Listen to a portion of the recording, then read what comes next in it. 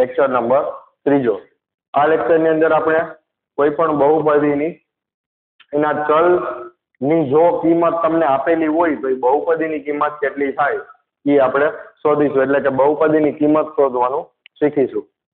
અહીંયા આપણે ઉદાહરણ તરીકે એક બહુપદી લીધી છે કે p of x બરાબર 5x નો ઘન માઇનસ 4x નો વર્ગ પ્લસ 6x પ્લસ 3. એના માટે p of 0, p of -x અને p of 2 એની કિંમત શોધવાની છે. આનો મતલબ એમ છે, આને વચાય p of 0, મતલબ કે અહીંયા તમને જે બહુપદી આપેલી છે p of x ના સ્વરૂપમાં આપેલી છે, એટલે ચલ તરીકે શું છે x, એ x ની જગ્યાએ તમારે 0 મૂકીને જોવાનો છે કે બહુપદીની કિંમત કેટલી થાય. એવી જ રીતે પછી બીજો દાખલો ગણવાનો કે જ્યાં x ની જગ્યાએ આપણે કેટલા લેશું -1, અને એના પછીના ત્રીજા દાખલામાં લેશું x ની જગ્યાએ 2. તો સૌપ્રથમ p of 0 એટલે કે x ની જગ્યાએ આપણે 0 મૂકીને જોઈ તો આખી બહુપદીની અંદર તમને જ્યાં જ્યાં x દેખાય ત્યાં આપણે શું મૂકવાનું છે 0. તો આપણે 0 મૂકીને જોઈ લીધું, જ્યાં જ્યાં તમને x દેખાય છે ત્યાં શું મૂક્યું 0. હવે 0 ની ગમે એટલી ઘાત કરો તો જવાબ શું થાય 0, અને 0 ગુણ્યા પણ કંઈ પણ કરો તો પણ જવાબ શું થાય 0. તો છેલ્લે વધશે શું ખાલી +3. એટલે આ તો એકદમ સહેલું હતું.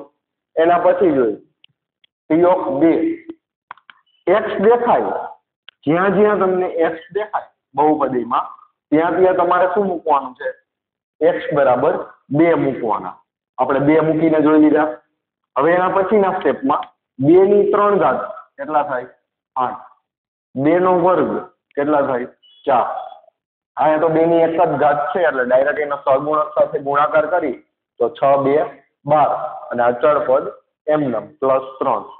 હવે અહીંયા 8 પંચા 40, ચોકે ચોકે 16, માઇનસ નિશાની એમનેમ. 12 ને 3 એ બંનેનો સરવાળો કરી દીધો, કેટલા થઈ ગયા 15. હવે 40 માંથી 16 જાય તો કેટલા વધશે 24. આ +15 એમનેમ છે. 24 ને 15 કેટલા થશે 39. હવે ત્રીજો દાખલો p of -x, એટલે કે તમને બહુપદીમાં જ્યાં જ્યાં x દેખાય એના બરાબર આપણે કેટલા લખીશું -1. તો -1 ની 3 ઘાત.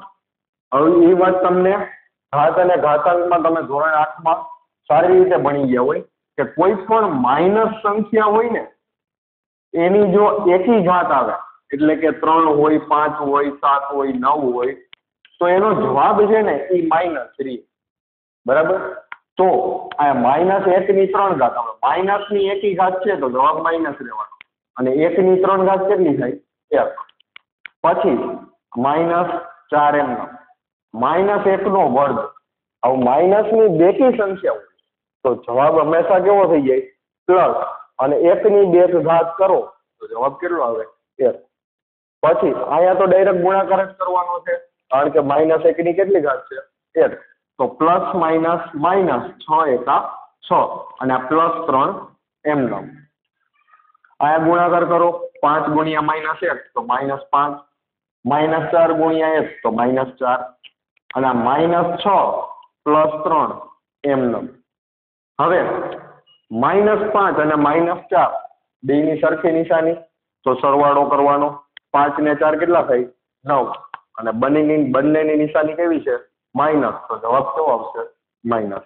એવી જ રીતે અહીંયા -6 + 3 અલગ અલગ નિશાની છે તો શું થાય બાદબાકી. 6 માંથી 3 બાદ કરો તો કેટલા વધે 3. હવે બે માંથી મોટું કોણ છે 6, તો 6 ની નિશાની કેવી છે માઇનસ, તો જવાબ કેવો આવે માઇનસ.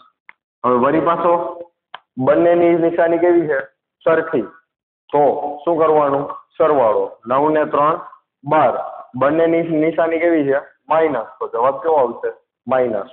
એટલે કે 9 ને 3 12 પણ કેવા આવશે -12. તો આ ત્રણેયની કિંમત થઈ ગઈ.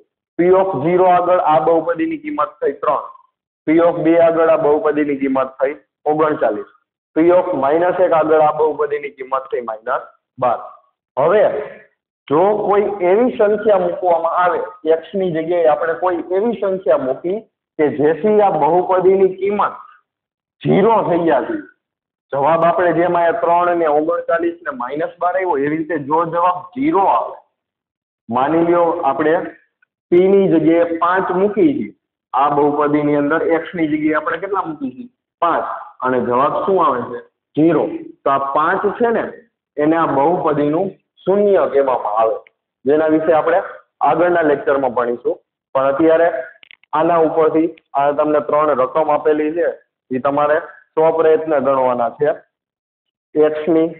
x ના ચલમાં તમને 2 બહુપદી આપી છે, એની તમારે કિંમત ગોતવાની છે કે p of 0, p of -1, p of 2 અને અહીંયા p of -2, p of f અને p of -1 અને અહીંયા તમને y ના સ્વરૂપમાં બહુપદી આપી છે, તો થાય એમાં કઈ ફેર ન પડે, તો હવે તમારે y ની જગ્યાએ 0, 1 અને -1 મૂકીને દાખલો ગણવાનો રહેશે. બાકીનું નેક્સ્ટ લેક્ચરમાં.